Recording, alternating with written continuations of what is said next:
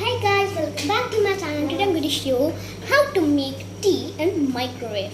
So, first of all, you need 1 cup of water and 1 cup of milk. Add them together in a bowl.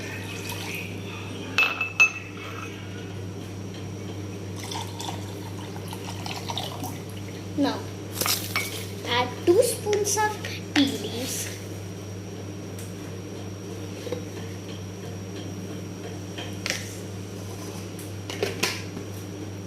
And 2 spoons of sugar.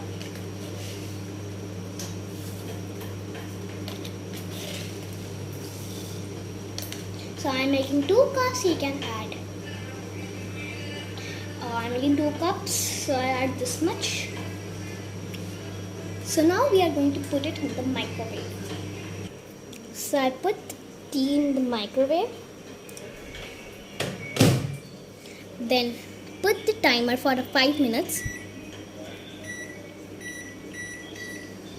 Then start.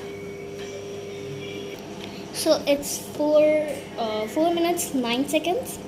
So it's 3 minutes 35 seconds, 3 minutes 9 seconds, 2 minutes 44 seconds, 1 minute 50 seconds.